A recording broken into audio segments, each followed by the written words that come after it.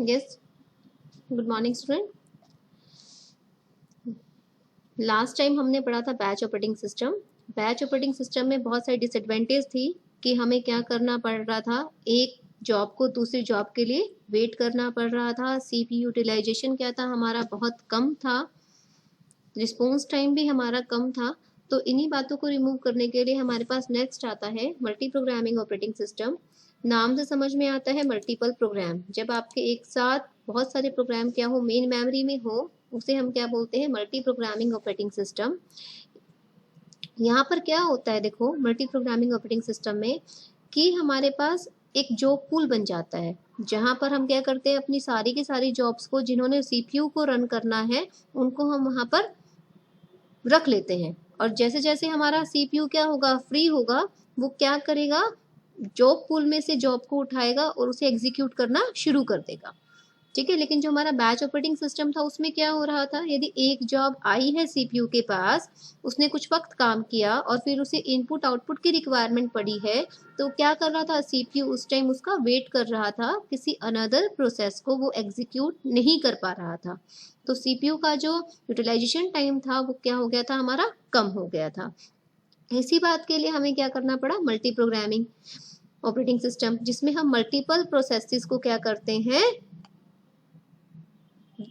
एक साथ एग्जीक्यूट करते हैं। एक साथ एग्जीक्यूट इन द सेंस होगा तो कंटेक्स्ट स्विच ही, ये नहीं है कि सीपीयू एक साथ 2 या 3 प्रोसेस को रन कर सकता है। यदि मेरे पास एक प्रोसेसर है तो वो एक टाइम पर एक ही जॉब को रन करेगा, बट क्या होगा, वो कभी आइडल नहीं बैठेगा। जैसे ही उसका एक काम कंप्लीट हुआ, उस प्रोसेस को किसी अनदर टास्क के लिए, इनपुट आउटपुट के लिए जाना है, किसी और काम के लिए जाना है, तो वो इन द मीन टाइम किसी अनदर प्रोसेस को जॉब पूल से उठाएगा और उसे क्या करेगा, एग्जीक्यूट करना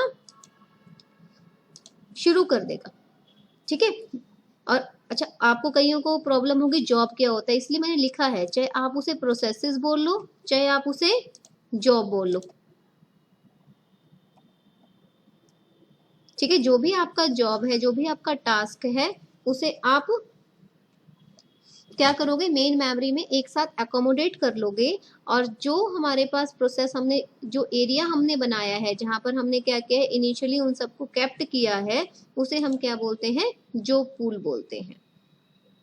ठीक है। सीपीयू 1 बाय 1 जॉब को सिलेक्ट करेगा और एग्जीक्यूट करेगा, और जब भी कोई जॉब आई उसके पास और उसको इनपुट आउटपुट के लिए जाना है, तो भाई साहब वो वेट नहीं करेगा, वो क्या करेगा, इन दूसरी जॉब को रन करने के लिए अपने पास बुला लेगा। ठीक है। इससे क्या होगा, हमारा जो सीपीयू है वो आइडल नहीं बैठेगा। सबसे इंपॉर्टेंट यही कंसेप्ट है बैच ऑपरेटिंग सिस्टम में। मेन मेमोरी में एक टाइम पर एक ही जॉब रहती, लेकिन मल्टीपल प्रोग्रामिंग ऑपरेटिंग सिस्टम में क्या हो सकता है, एक टाइम पर हमारे पास मल्टीपल जॉब मेन मेमोरी में रिसाइड करेगी। देखो लिखा भी है कि the operating system keep several job in a memory at a time, and this set of job is subset of a job kept in a job pool, and the operating system picks and begin the execute one of the job in the memory। और हम एक job pool बना लेते हैं और जो बाकी job बची है उनको हमने क्या रखा, जॉब पूल में रख लिया।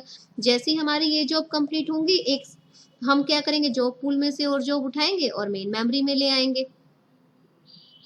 तो इससे हमारा सीपीयू कभी खाली नहीं बैठेगा और हमारा जो मेमोरी का यूटिलाइजेशन है वो बहुत, सीपीयू का यूटिलाइजेशन है वो क्या होगा, बहुत अच्छा होगा। देखो जो हमारे non multi programming operating system है वो कैसे काम कर रहे थे, जैसे भी मैंने आपको बताया कि एक आ रहा है, एक ने सीपीयू को एलोकेट कर लिया, बट वो इनपुट आउटपुट के लिए चला गया। अब उसको इनपुट आउटपुट के लिए 1 घंटा लग गया, 2 घंटा लग गया, तो वो क्या करेगा, वेट करेगा।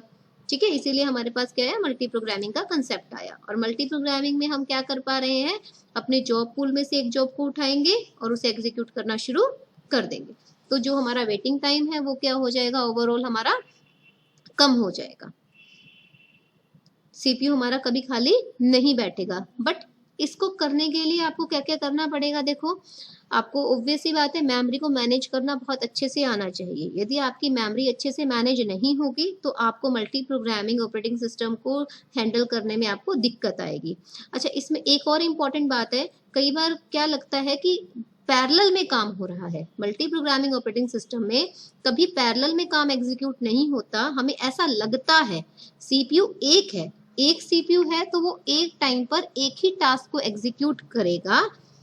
जो मल्टीपल प्रोग्राम एक साथ रन करते हैं वो मल्टी प्रोसेसर में होता है, मल्टी प्रोसेसिंग ऑपरेटिंग सिस्टम, जहां पर सीपीयू एक से ज्यादा है।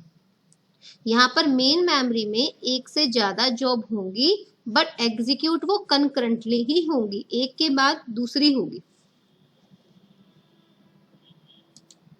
इसके एडवांटेज तो है ही कि सीपीयू यूटिलाइजेशन कम होगा, वेटिंग टाइम भी कम होगा, आपका रिस्पॉन्स टाइम कम होगा, मल्टीपल यूजर को सपोर्ट करता है। जितने भी हमारे रिसोर्सेज हैं हम उनको क्या कर सकते हैं, बहुत अच्छे से यूज कर सकते हैं। वहीं पर डिसएडवांटेज क्या रहेंगे, शेड्यूलिंग करने में, कि कैसे हम कंटेक्स्ट स्विच करें, कैसे हम उसकी शेड्यूलिंग करें, कैसे हम जितने भी टास्क और प्रोसेसर्स हैं उनको हैंडल करें।